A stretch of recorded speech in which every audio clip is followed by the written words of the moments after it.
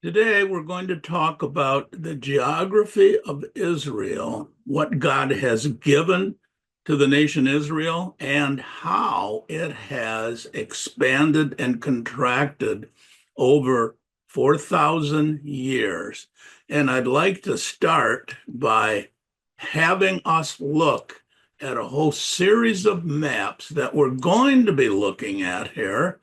And they are basically what Israel has, and I call this the borders of Israel, the borders of Israel.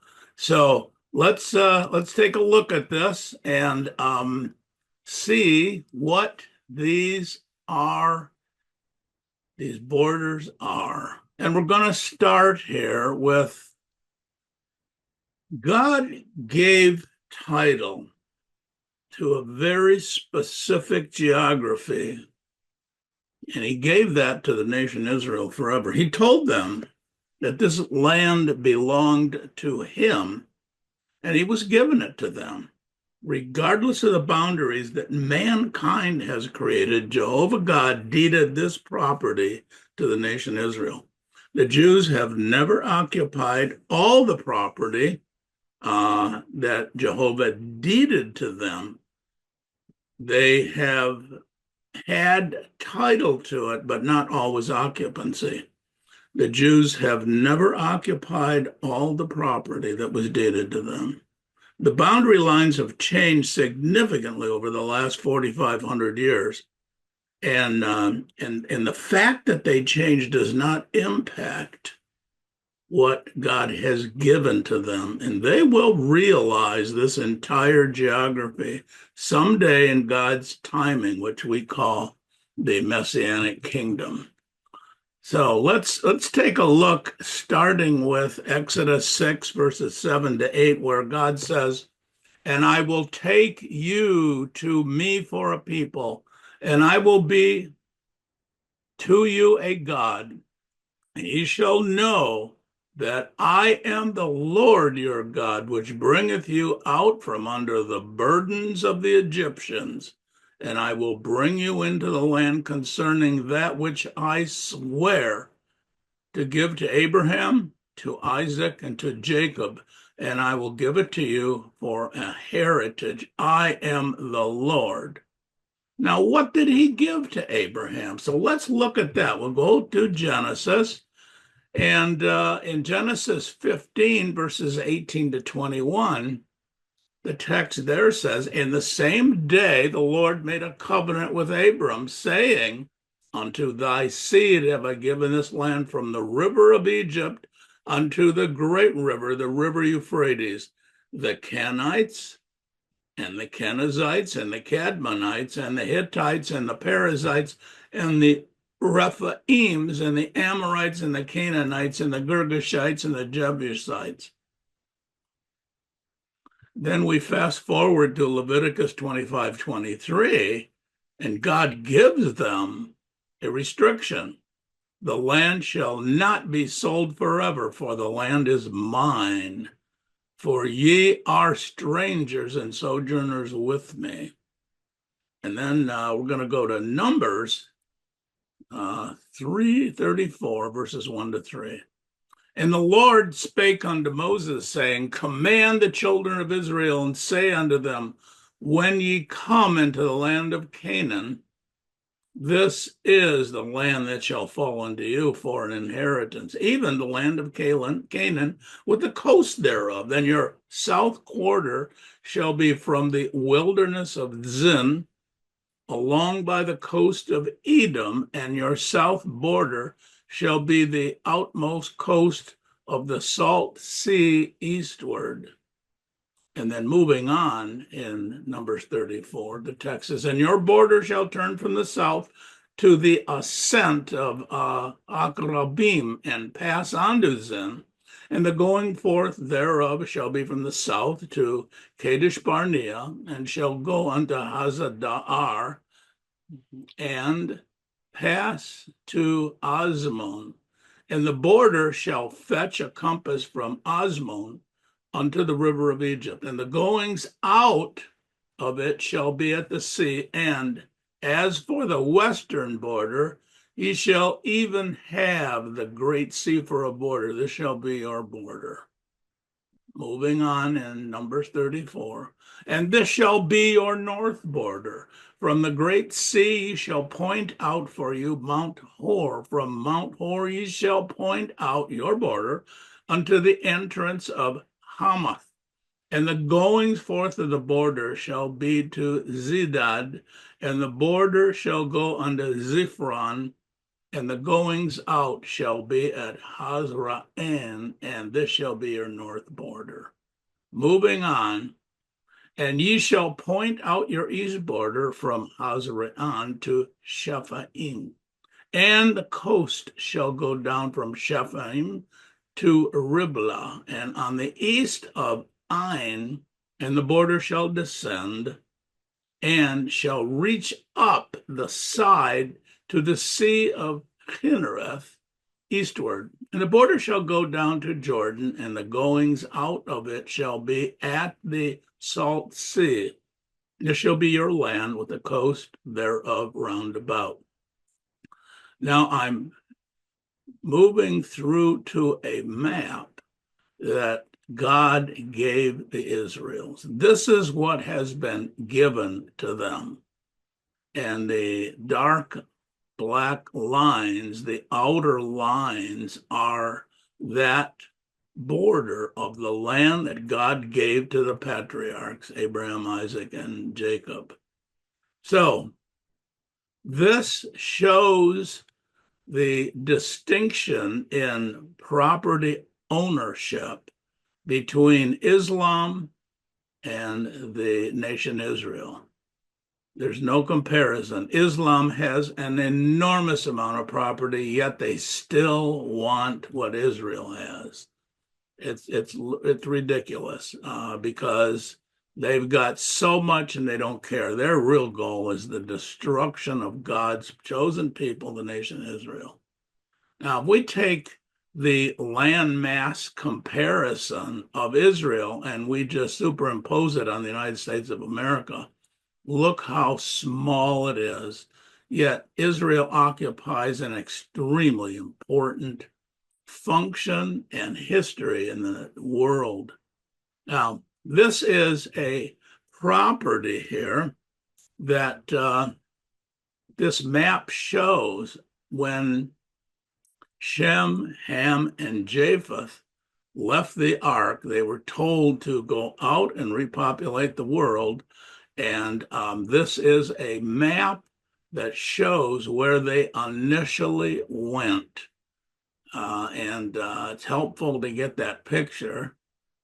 The boundaries of the tribes of Israel that appear in the book of Numbers as well show you how it was divided up by God for a short period. And then we have the property as it was divided up by the 12 tribes during the period of the judges and the kings. And I want to look now at the country at the time of Christ. The green is where they owned properly, or how shall we say they had conquered. It's still not all that they were given, but this is what they had at the time of the Lord Jesus' first advent. I am now going to go through a whole series of maps to talk about the different, the different maps as man has divided that country out. You know, when the Roman armies first entered Jerusalem in 63 AD under General Pompey, they conquered everything. The city is going to remain in Roman hands for over 600 years. And after the fall of the Western Roman Empire, excuse me, in 638 by the Muslim Caliph Umar, Despite Jerusalem being removed from Christian hands, the city remained open to all faiths until the conquest of the Fatimid Caliph Hakim, who began to persecute Jews and Christians and despoiled the Church of the Holy Sepulchre. Persecution abated somewhat after his death in 1021 AD, but the relations were still strained and became more so 50 years later when Jerusalem passed from the comparatively tolerant Egyptians to the Seljuk Turks. About 1095, there was a command that came from Pope Urban II. He called it a call to arms, which was the start of the Crusades. And the Byzantine Empire in the 11th century struggled to hold back the Seljuk Turks. Emperor Alexius I appealed to the West for aid, but the plea did not fall on deaf ears, and in 1095, Pope Urban II delivered his great speech for the sepulchre, promising.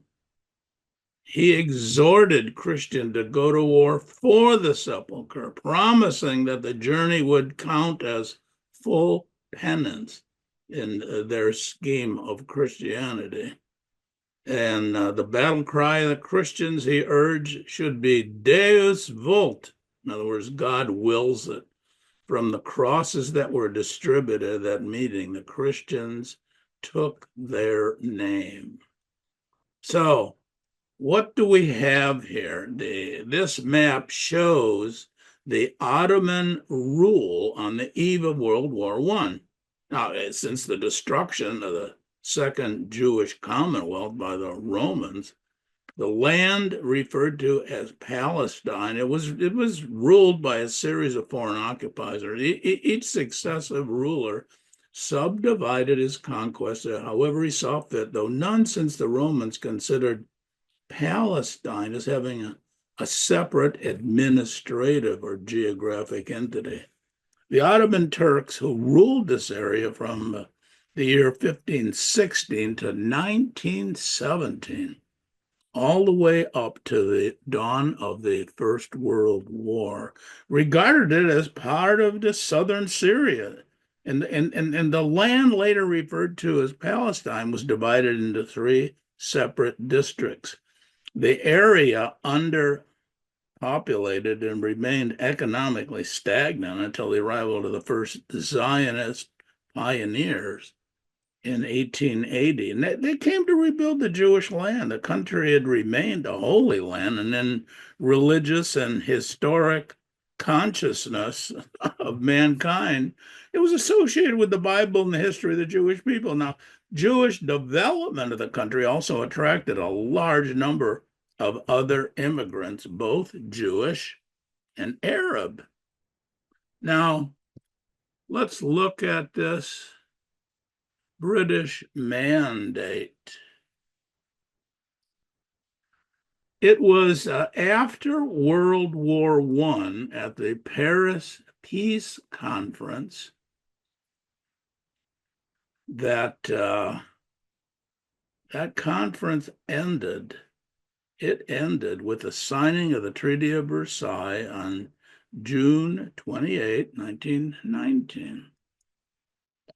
And we can read a lot about this in Howard Sakar's book, The Emergence of the Middle East. And going to look at what we call and they call the Balfour Declaration. Okay. His Majesty's government view with favor the establishment in Palestine of a national home for the Jewish people and will use their best endeavor to facilitate the achievement of this object, it being clearly understood that nothing shall be done which may prejudice the civil and religious rights of the existing non-Jewish communities in Palestine or the rights and political status enjoyed by the Jewish people in any other country. So the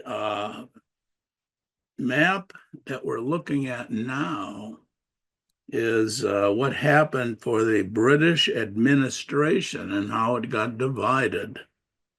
In July of 1922, the British divided Palestine into two administrative districts.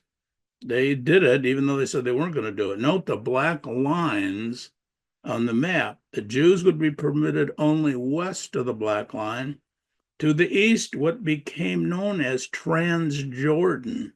The British installed a Hashemite ruler named Abdullah, and he was expelled from the Arabian Peninsula. By making this division, the British reduced the area available for the national home to only 22% of Palestine. Now, the Transjordan later became Jordan, and it was just created. They just created it. It never was there. But here's the British partition plan. And in spite of this action, Transjordan remained in every way part of Palestine. And the Palestine Mandate, the mandate laws remained in effect in Transjordan, and Palestine Mandate currency was the legal tender.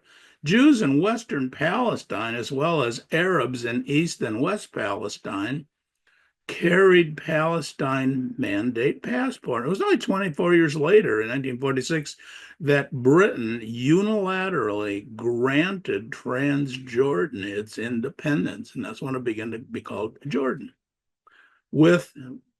And by granting Transjordan's independence, the British had partitioned Palestine and created an independent Palestine Arab state east of the Jordan. Interesting. So let's look at what the United Nations plan of 1947 was. On November the 29th, 1947, the General Assembly of the United Nations voted with a two-thirds majority to partition Western Palestine into a Jewish and Arab state. One, the Jews were to be granted what appears on the map in blue. Over 75% of the land allocated to the Jews was desert, despite to find a haven for the remnants of European Jewry after the Holocaust. The Jewish population accepted the plan, which accorded them a diminished state. The Arabs, intent on preventing any Jewish entity in Palestine, rejected it. So it's interesting to see what the nation Israel basically was in May of 1948. This is what they had, and what they had is just the light pink area. Look at that. Jordan had some, Lebanon, Syria, and Egypt. This was not a good time for the nation Israel. Now, the Arabs invaded in 1948. They rejected the United Nations partition plan, but they attacked Israel on all sides. On that day, Israel declared its independence. The Arab League Secretary General Azam Pasha declared jihad, which is a holy war in Islam. He said there will be a war of extermination, momentous massacre which will be spoken of like the Mongolian massacres and the Crusades. The Mufti of Jerusalem, Haj Amin al-Husseini, stated, "I declare a holy war, my Muslim brothers. Murder the Jews, murder them all. The armies of Lebanon, Syria, Jordan, Egypt, and Iraq invaded the tiny new country with the declared intent of destroying it." Now we know that the Jews were able to prevail in the War of Independence. They had minuscule weapons. They were given old World War I weapons by the Czechoslovakians. They beat everybody back. God wants them to be in this land, wants that property, and he overrode everything. Now, during the war for Israel's independence, many of the Jewish villages were destroyed. Synagogues and cemeteries were desecrated, and fields and buildings were burned. The Jewish quarter, the old city of Jerusalem, was besieged and kept without food or water. Eventually, the Jordanians expelled the Jews from the old city. Now, the gray area here, a gray area on the inset marks the, oh my goodness, the West Bank, the large portion of land on the west bank of the Jordan River, thereby narrowing Israel, seen here in the blue, to approximately 9 miles at its narrowest point. Egyptian troops overran the Gaza Strip in the west, as well as the southern outskirts of Jerusalem. Despite tremendous losses, the new Jewish state survived.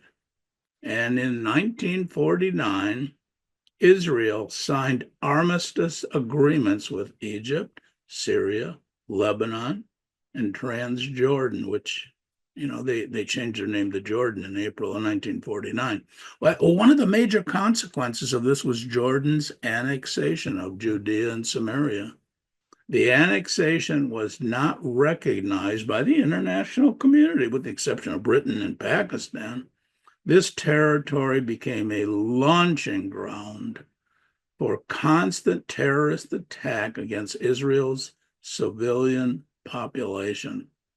Now, this battle has been very, very accurately described in a book by Larry Collins and Dominique Lapierre called "O Jerusalem." That's available from London Pan Books in 1972. This again shows that Israel can survive. Now, this map here shows the approximately 720,000 Arabs, encouraged by their leaders to leave, fled from what is now Israel between April and December 1948. That the Arab leaders promised them that they would soon be able to return following Israel's destruction. In some cases, the Jews, including Israel's first prime minister, David Ben-Gurion, Israel's destruction. In some cases, the Jews, including Israel's first prime minister, David Ben-Gurion, urged the Jews to remain, promising they would not be harmed. Those who remained became full and equal citizens of Israel, while those who chose to leave went to neighboring Arab states. Instead of welcoming their Arab brothers and integrating them into the mainstream of their societies, the Arab states kept them in these squalid refugee camps and used these people as political pawns in the fight against Israel. Those people were led by a despot, a murderer named Yasser Arafat, and they continued to blame Israel for not being able to get out of these refugee camps.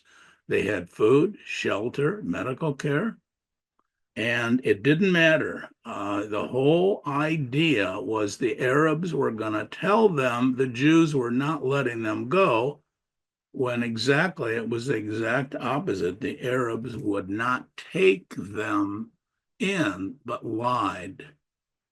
There's also a group of Jewish refugees that were in North Africa and even Syria and Iraq. Now, it shows the number of Jews that wanted to get out of these communities. And some of them had been in those areas historically for 2,500 years. Anyway, throughout 1947 and 48, these Jews were persecuted. Their property and belongings were confiscated. There were anti-Jewish riots in Aden, Egypt, Libya, Syria, and Iraq. In Iraq, Zionism was made a capital crime. Approximately 600,000 Jews sought refuge in the new state of Israel. They arrived destitute, but they were absorbed into the society and became an integral part of the state. In effect, then, a veritable exchange of populations took place between Arab and Jewish refugee. While the Jewish refugees became full Israeli citizens, the Arab refugees remained refugees. That's what their leaders wanted, but they lied about it. My goodness, this is where the so-called Palestinians come from. It was created because the the Arab countries around Israel would not let their brethren in, and they just lied about it to them and saying it was Israel's fault. We want you to come. They won't let you go. Now, having lost in the battle what they would have had in the peace envisioned by the 1947 partition plan, Palestinian Arab terrorist groups called the Fedayeen, they began systematic raids against the Israeli civilian population. 1,300 Israelis were killed and wounded by Arab terrorists between 1949 and 1956. The Fedayeen operated from bases located in and controlled by Egypt, Lebanon, and Jordan. Now, today we know that this is happening from Gaza and from Jordan and from Iran.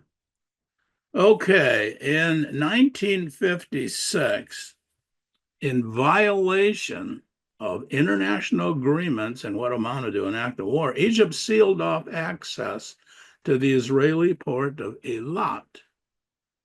Then because this is where transportation was being ferried through. The Suez and this area here on the map that I'm showing you. Egypt, Nasser, the president of Egypt, announced the nationalization of the Suez Canal, most of whose shares of ownership were held by Britain and France. Now, with all the diplomatic efforts failing to reverse Nasser's decision, Britain and France just embarked on preparation to regain control of the canal on October the 29th, 1956. Together with Israel, they launched a military operation in the Sinai Peninsula. 4.5 months later, on March the 16th, 1957, Israel withdrew her troops from the Sinai and Gaza Strip after receiving international reassurances that Israel's vital waterways they're going to stay open. The 3,300 United Nations troops replaced them. Despite Israel's withdrawal, the Egyptians refused to open the Suez Canal to shipping. So, during the early months of 1966, it became really clear that Israel's neighbors were escalating activities against her again. More and more Israeli civilians were being killed in attacks coming from the Syrian and the Jordanian borders. The Syrian, from north of the Golan Heights, there shelled Israeli towns indiscriminately. On May the 15th of 1967, Egyptian forces moved into the Sinai. On the 18th, Egypt expelled the UN peacekeeping forces from Israel's border. On the 22nd, the Israelis closed the Straits of Tiran to Israeli shipping. Oh, it gets worse.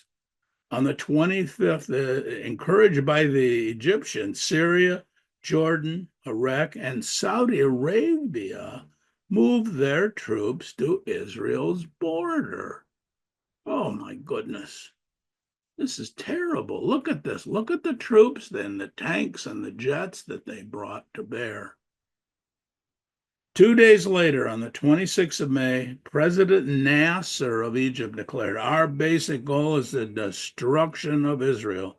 The Arab people want to fight. The mining of Sharan el Sheikh is a confrontation with Israel."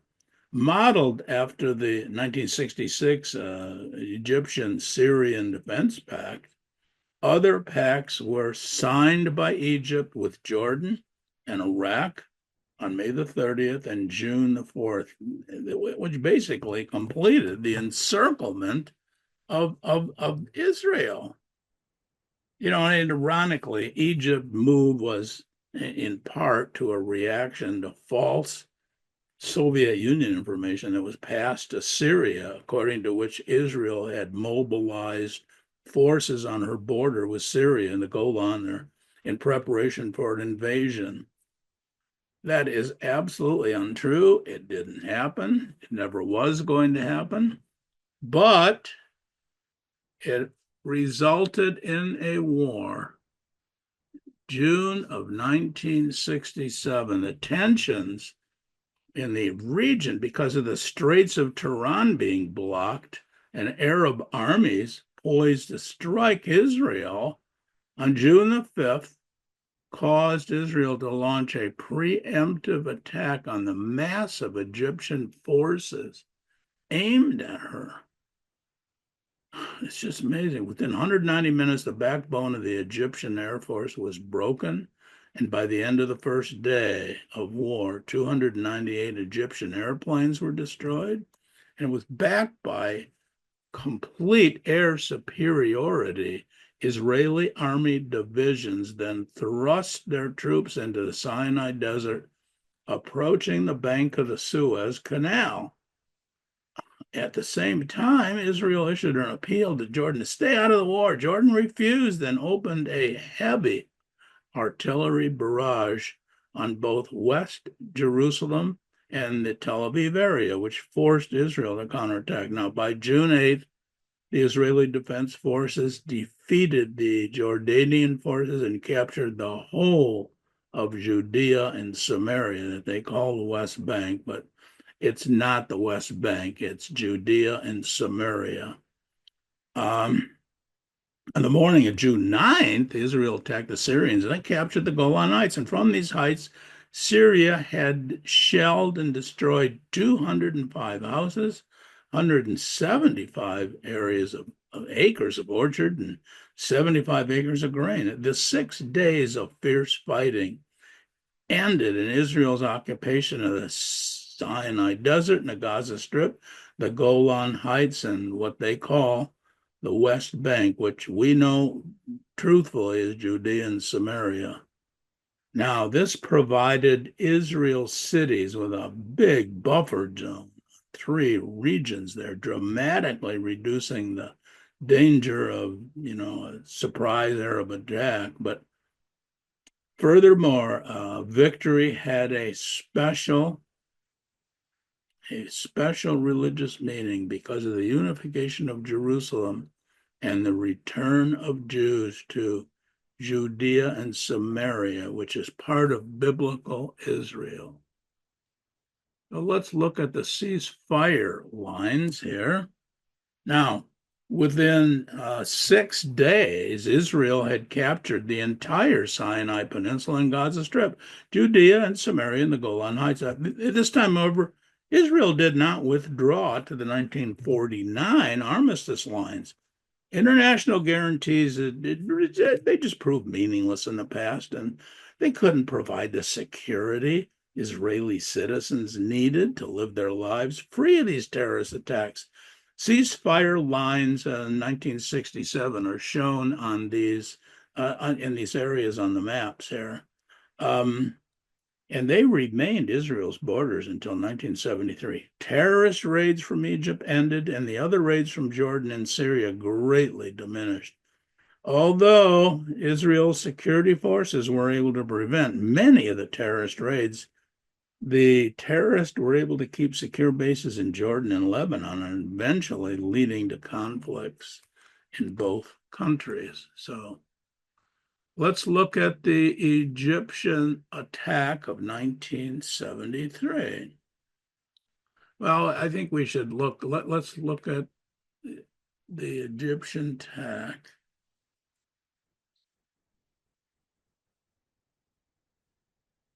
The October War, shortly after mid-time on, I'm going to go through three maps here. The Syrian attack,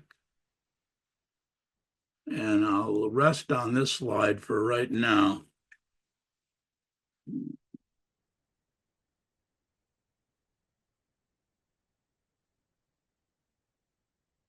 The October War began shortly after midday on Saturday, October the 6th, when Egypt and Syria launched a concerted surprise military attack on Israel. Now, they had chosen to attack on Yom Kippur. That was the highest holy day in the Jewish calendar. It was a day when most Israelis were in synagogues, praying and fasting. And because of the advantage of surprise on this high holy day, Egypt succeeded in crossing the Suez Canal on October the 7th, 1973, and the Syrian forces advanced on the Golan Heights. By the 10th of October, however, after heavy losses, Israeli forces succeeded in reversing the tide of the battle in the north. And during the next 3 days, Israel's forces advanced 10 kilometers behind the 1967 ceasefire lines into the Syrian territory. On the Egyptian front, Israeli forces succeeded in crossing the Suez Canal on the 14th and surrounded the Egyptian Third Army. Fighting continued despite a ceasefire agreement on the 22nd of October, and it almost brought the United States into a conflict with the Soviet Union. Finally, on October the 26th, a U.S. Soviet-sponsored Security Council resolution was calling for a ceasefire, and it was accepted by all the parties. Talks between Egypt and Syria, with the active participation of the United States Secretary of State at that time, Henry Kissinger, continued for 2 months, and it concentrated on Israel withdrawing to post-Six-Day War sublines. That's 1967. But the problem of the encircled Third Army and the exchange of prisoners, Israel agreed to withdraw to 20 kilometers from the canal. The size of both armies was reduced, and a disengagement agreement was signed between Egypt and Israel on the 18th. Negotiation with Syria took a whole lot longer, and the mutual fire continued throughout the spring of 1974. And then there was a final agreement that was signed on May the 31st, 1974.